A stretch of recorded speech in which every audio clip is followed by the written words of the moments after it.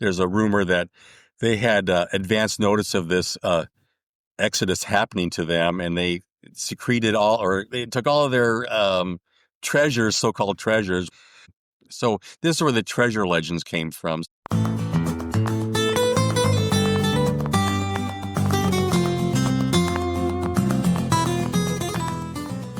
Okay, well, I have here David Kier. He is the author of Baja California, Land of Missions, and he spent much of his life exploring the Baja California and its missions, and he knows a ton, and I'm really looking forward to speaking to him.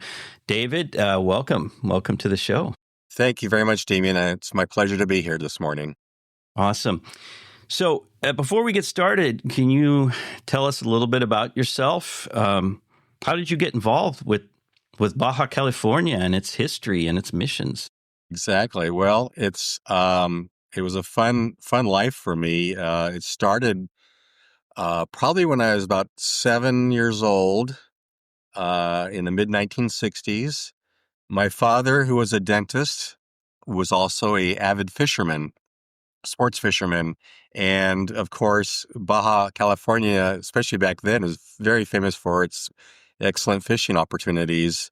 And one of my father's patients told my dad that, hey, the greatest fishing in the world is in Baja California. And particularly, it was a place called Gonzaga Bay.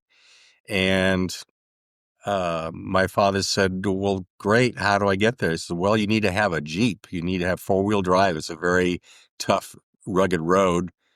And my dad says, well, I have a wife and a son, and a Jeep, like, thinking of a military style Jeep or CJ is just not appropriate to, for a camping trip, I don't think. And my dad's patient, a fellow named Andy Anderson, he said, oh, no, Jeep has got this new vehicle called the Wagoneer. It's luxurious. It's got four-wheel drive. It's got air conditioning and lots of room for camping gear inside out of the dust. And my dad went out and bought one. I don't know if it happened the next day, but pretty soon after that. And the first trip for me was to Gonzaga Bay, or Bahia San Luis Gonzaga, south of San Felipe. It's about 220 miles south of the border on the east coast of Baja California. And I remember little bits of that. I was obviously very young, but I remember bits of that, and I remember getting sunburned on a trip. But it was a great experience and an introduction. And after that, my parents said, this was great. They love Baja. They love the country, the fishing, obviously. And my mother, who also enjoyed examining old cemeteries and thus old mission sites and so forth, incorporated the history aspect of it with the fishing and off-roading aspect of it. And that was just the beginning, and multiple trips, including all the way to the tip of Baja in 1966, long before the new highway was built, of course, in 73. And that was a really big introduction to me. And as soon as I turned 16 years old, it was in 74, and on spring break, another school friend and I, with my parents' blessing, because they knew I was very well indoctrinated into how Mexico and Baja works, even at 16 years old, gave the blessing, and we took that spring break trip. And the first night of that trip camping was at Mission San Fernando de Velicata, which was the first Franciscan California mission, as Junipero Serra was traveling north from Loreto to establish San Diego and later Monterey. And so that was my kind of first connection with the missions, camping there at the ruins at San Fernando.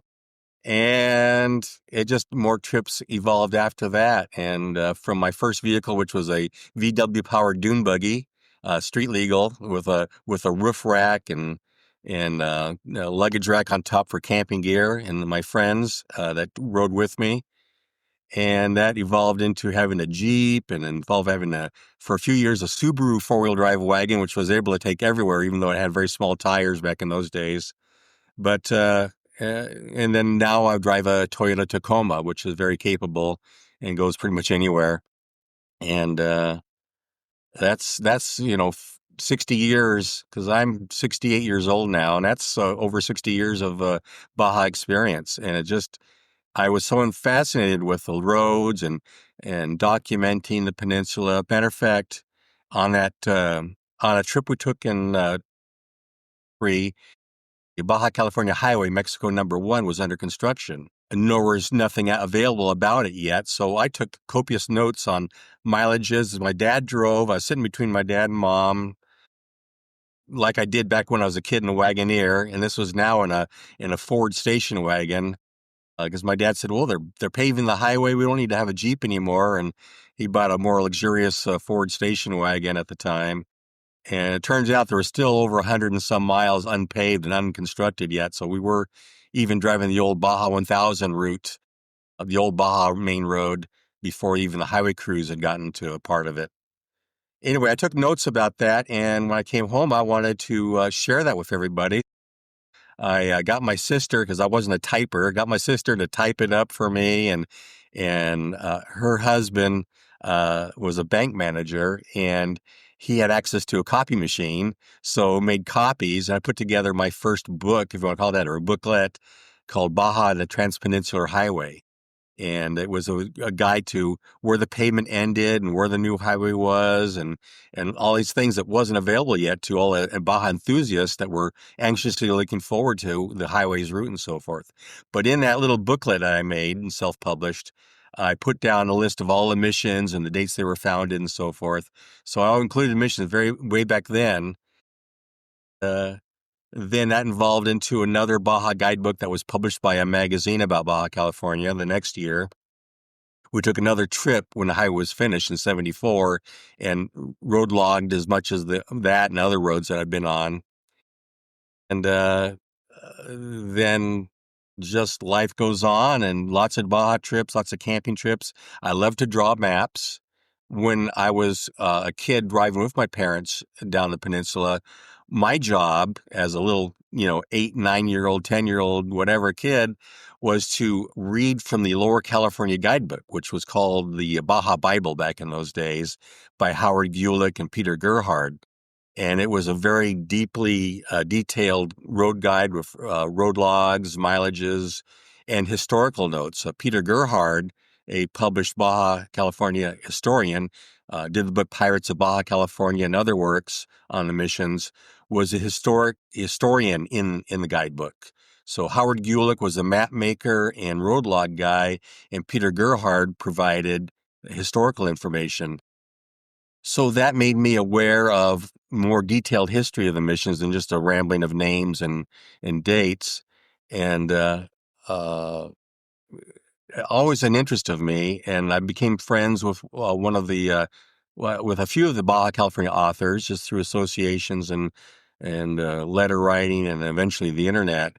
Coral Pepper was one of those, and she wrote the book Baja California Lost Missions, Strange Stories, and it was a very exciting book. Not a lot of factual information, but more flowery, fun notes and stories about lost missions. And by the way, there is no lost missions, but that didn't stop people from treasure hunting and doing damage to some mission walls, looking for pots of gold that they had read about. But anyway, I became friends of hers and was enthused with the way she detailed every mission in her way. And I knew eventually I had to write a book that was more accurate with the historical facts as we knew them at the time. And that's when I put together, well, let me step back a second. An author, a book, and you're probably aware of it, uh, El Camino Real and its Historic Bells by Max Carrillo. Yeah, I have a copy of that. Yeah, he and I became friends and working together, and he wanted to produce a new book, um, The Old Missions of Baja and Alta California in 2012. And he made me a co-author with he and his lady on that, so I could provide the Baja California mission details, and he would incorporate it into his knowledge of the Alta California missions. And we put those missions in order of their founding, not from north to south or south to north, as books tend to do, maybe for easy reference for people traveling around looking at missions. But we put the missions together, and of course, first it was the Baja California missions, because that was California first. The peninsula was California, and originally was thought to be an island, but very soon discovered it was not an island. However, map makers like to show California as an island for many years after it was known not to be an island. So the question kept going around, is it an island? Is it connected? And eventually, thanks to Father Consag, his canoe voyage to the upper Gulf of California and finding the Colorado River Delta, um, that was in the 1740s, uh, proved once again that California was not an island. So, Can I stop you for a second? yeah, sure. One of the things that it makes me think of is the fact that before say, Serra and Portola and the Spanish came and established missions and presidios in Alta California, for the most part, and correct me if I'm wrong, when we refer to California prior to that time, we're talking about what is today considered Baja California. So when people spoke about California in the past, they were really thinking about what is today Baja California. Exactly. When the Spanish finally made their way north into San Diego and beyond, they had no different name for the land. It was still part of California and was all California. And actually, in some cases, that went all the way up to Vancouver or beyond, or beyond, as what was California, until things kind of got broken down. And eventually, when the Spanish were placing governors around, and they knew that such an expansive land from Cabo San Lucas to beyond Monterey and San Francisco Bay, um, would need some definition, which California area you're talking about. So that's kind of where the idea of a lower and an upper California, Baja y Alta California, or also they called it New California, Nueva California, and California and Antigua California, Old California, also on maps. So between Old Antigua and Lower Baja, Baja finally won out. That's how they but it's still one governor for the whole area. And the California missions were from the first California mission, which was Loreto in 1697, to we're talking about San Rafael and Sonoma, but beyond the San Francisco Bay, the last Alta California mission, were all California missions. But eventually, the division came when the Jesuits were removed from California, by order of the king. The Jesuits had become out of favor with all different courts of Europe, and their time had come finally in California, which was governed as an autonomous territory of the Jesuits, a theocracy in a way. And so uh, there were rumors that they were hoarding gold and pearls and silver and whatever, and the king wasn't getting his royal fifth, and so they became out of favor. And there's other reasons too. They were just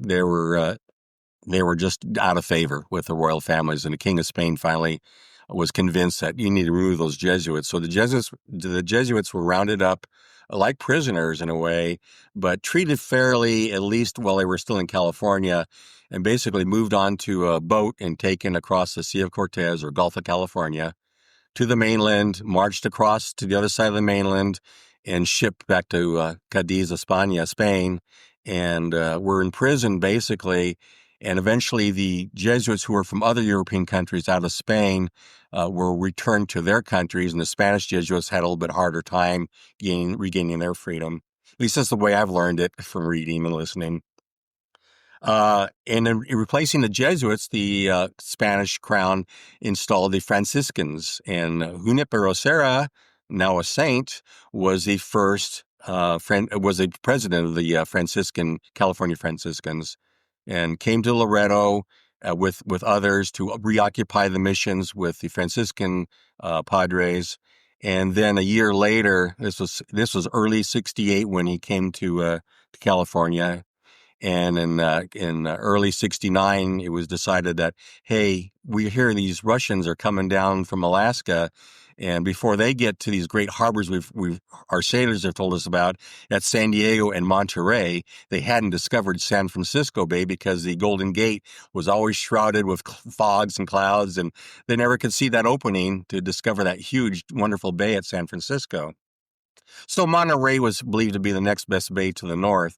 But anyway, Sarah was instructed to establish missions, which were in a way like a colony, Spanish footing at San Diego and eventually at Monterey. And that's why the march, and it was an overland, not by ship, for Sarah and others to go from Loreto up the El Camino Real. He established Mission San Fernando in 1769 as the first Franciscan California mission, and then he established San Diego as his second California Franciscan mission.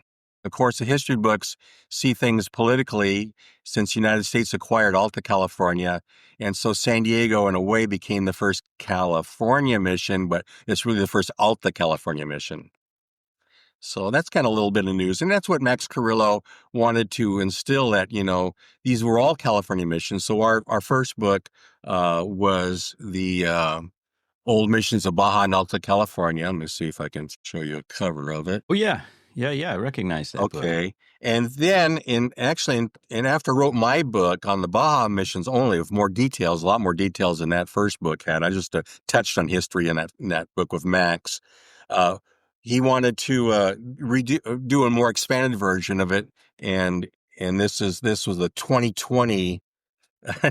Okay. All right. And we changed the title a little bit, Old Missions of the Californias, with Mm-hmm. Max and I, and that was published in 2020 by we published it, and then Sunbelt in San Diego, Sunbelt Publications distributed it. And Sunbelt distributes my book, which is Baja California, Land of Missions. Well, we're going to link to the books so that people can get them. Thank you. Because I have a copy of your book. I was not aware of the book that you wrote with Max. So that's really interesting. I'm going to have to get a copy of that as well. That got me into wanting to write, the books things. Like, this is really good. And I need to, what I did for Max in his book, that we co-authored together, was just a little bit of history, of a couple of photos, and not much. It's great for, a little bit of basic information, which most people probably, that's enough for them to get. But us history nuts, we want more, and at least I want more. I'm a Virgo, and I want details, and I want to know more about it, and I want to know who was there, and when they were there, and why they were there, and how they got there. The whole newspaper writing thing: who, what, when, where, why, and how. And I try to put that in my book, Baja California Land of Missions. So can you paint us a picture of the missions of Baja California? First of all, how many are there, and what state are they in today if people go and visit them? Sure. The Mexicans like to say there are 27 missions, and I guess you could say there are 27 missions, but there are only 25 founded by the Spanish. These are Spanish missions, and then what happened was after Baja California agreed to the change of government on the mainland, and that would happen in the spring of 1822, a year after Mexico's, winning the war with Spain. There were still Dominican, and then by that time, by the way, so Franciscans were there for 5 years on the peninsula, and then the missions in Baja were already in decline when the Franciscans came over. Diseases introduced not by the Padres, but by pearlers, pirates, and others, maybe some soldiers, really decimated the native population. And of course, relocating Indians that lived on the peninsula, changing their way of life, was just devastating overall. I think we all know that. But this is what happened. We're not agreeing or disagreeing with it. We're just reporting what we know to be the facts, at least as best as we know them with what we have today. So the Franciscans, after they discovered San Diego, relented to sharing California mission duties with the Dominican Padres. And in 1773, they handed over the peninsula to the Dominican order, who were just thrilled. They thought they were only going to get a few missions in an agreement that was kind of negotiated years earlier. and they got the whole peninsula. Of course, when they came over in 1773 to discover the missions were really in bad shape, a lot of them, most of them, and on the peninsula. But they went on. They built, and they built magnificent cut stone churches at least at 3 locations: San Ignacio, Santa Gertrudis, and San Borja. And they continued on for actually almost more than the Jesuit period, and they continued on until the last California mission was operating in 1849 at Santo Tomas, which is about 25 miles south of Ensenada. And that was the last mission where a missionary was doing mission services for the Indians and for the church lands and whatever, his church lands. And finally, a group of 49ers heading to the gold fields took or were sold altar vestments by one of the members of the mission there in Santo Tomas while the padre was out of town. I think he was at San Diego visiting with his Franciscan brothers. And when he returned, he discovered that this member of the mission did this, and he was just infuriated, and he just said, "Oh, that's it, I'm done." And he went south to La Paz. And that was the last California mission to operate, was at Santo Tomas. So, Yeah.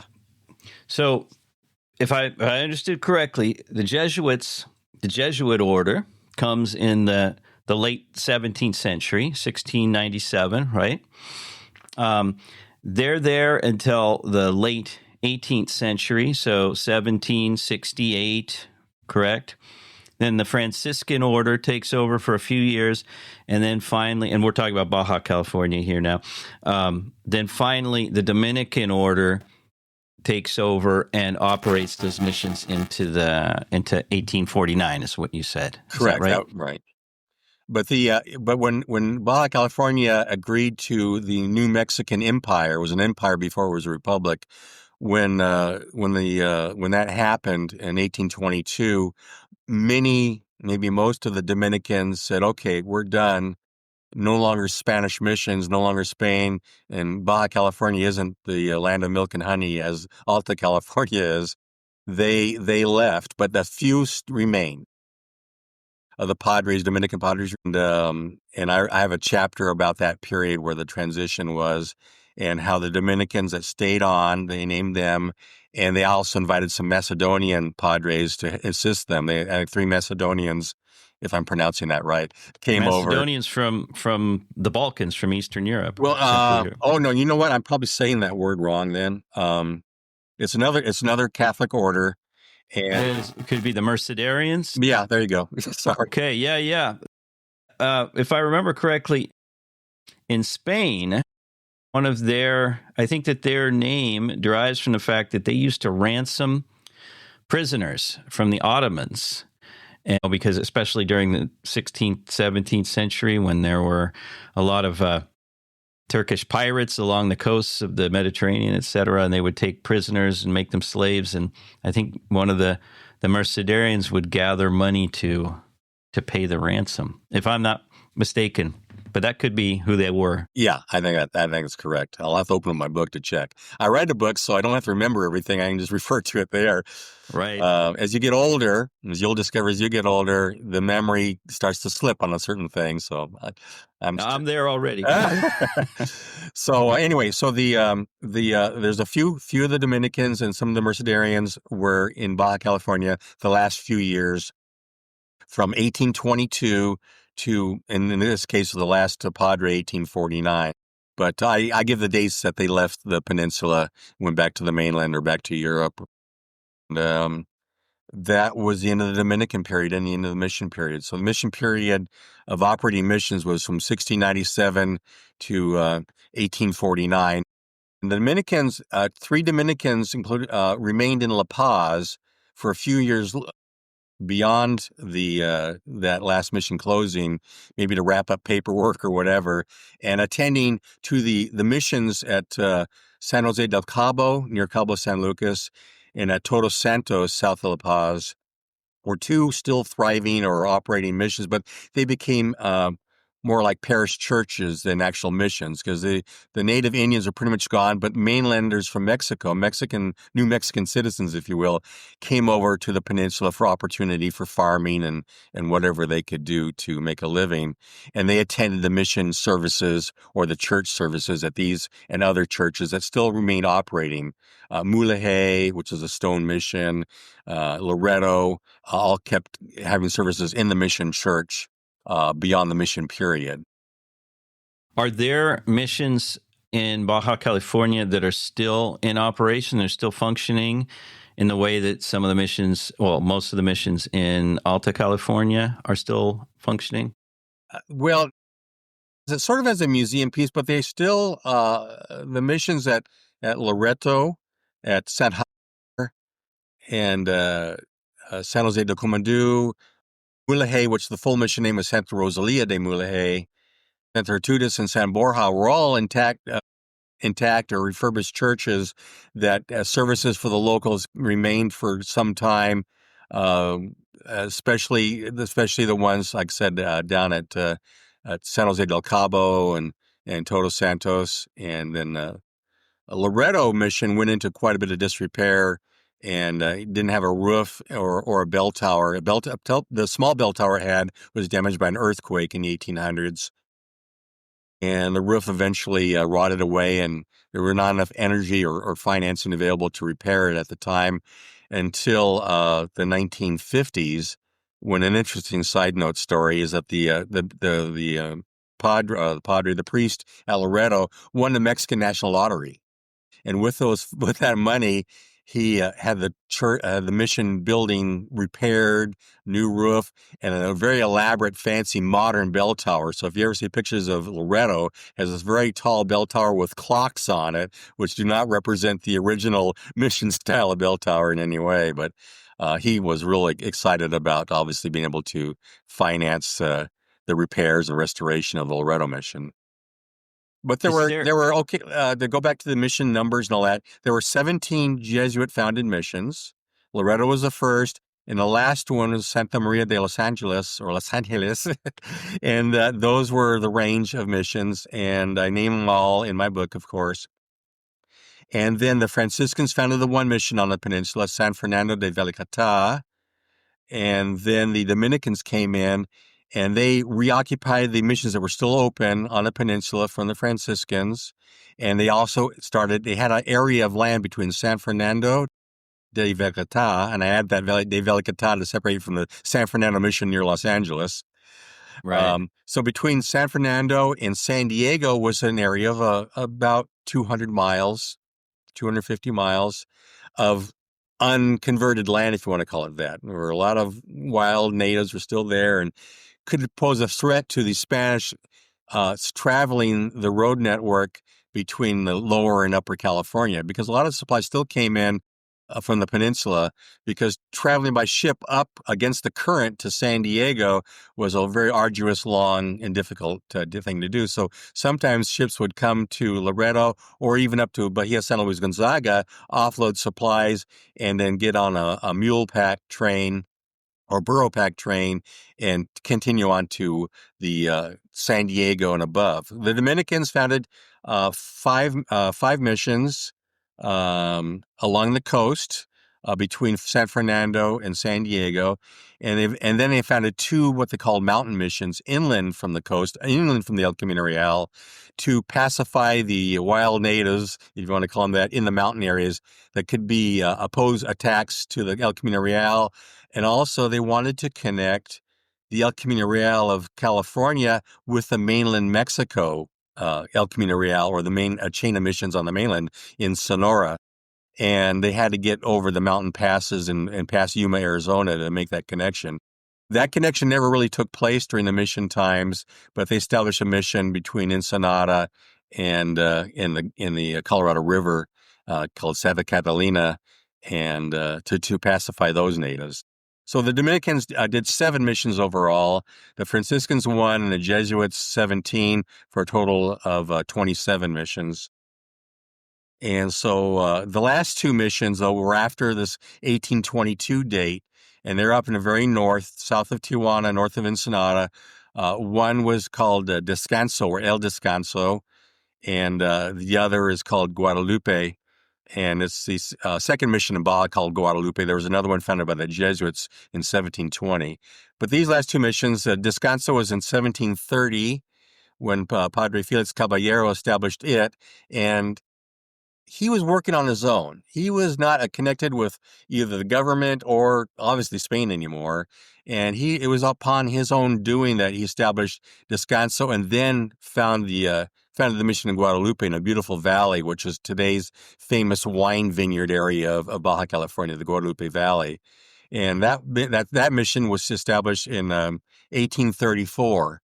In either case, both of them only lasted a few years before the Indians had enough of it, and the natives had enough of it, and Caballero fled and went to San Ignacio Mission, but he died a few months later mysteriously after drinking his morning cocoa, and and the Mexicans that came over to the Baja Peninsula to farm and create business or whatever were really distrustful of the Dominicans and the Padres, and in fact Caballero had a kind of a dark cloud along his motives for what he did. He had massive hordes of cattle, and he was trying to accumulate wealth. And so that ended the two final missions, which Max and I call Mexican missions because they weren't Spanish missions. They happened after the Spanish period. So if you add Well, the that's 25 Spanish and those two Mexican missions, that's the 27 Baja California missions.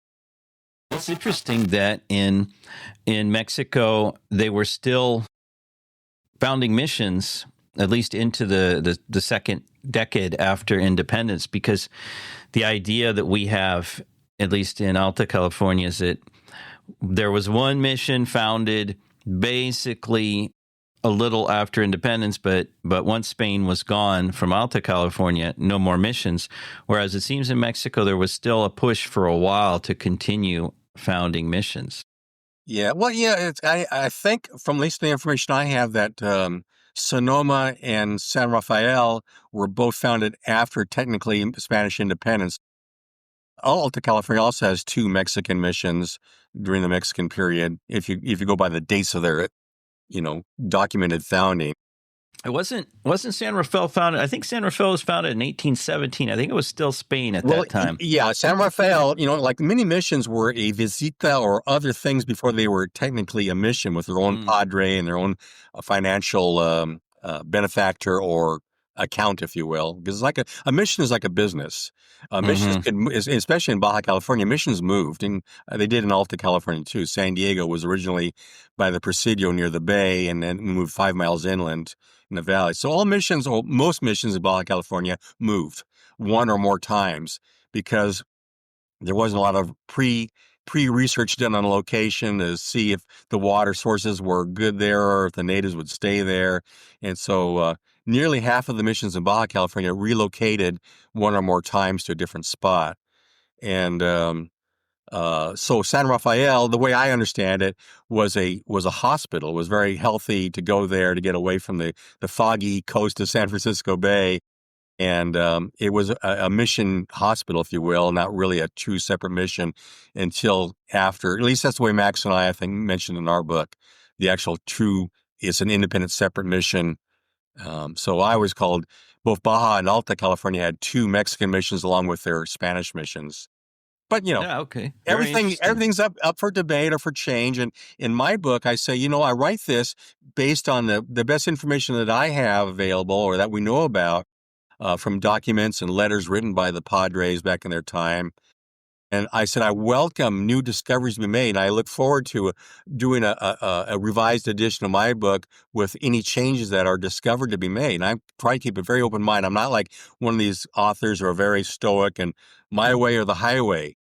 I'm open to new knowledge to be learned. I'm not saying my book is 100% correct. It's only as correct as I could make it from what the information that I have. And I have a pretty extensive library of books, including the Dawson book series on Baja California, which have a lot of the Padres' personal notes translated to English. I'm not a great Spanish speaker or Spanish reader, but fortunately, these works in the 1900s were translated into English. So I had access to all of that for writing my book. Well, that ends part one of my interview with author David Kier. In part two, we're going to talk more about what it's like to explore Baja California, visiting the missions, and what preparations you should make if you want to go down and visit. So stay tuned.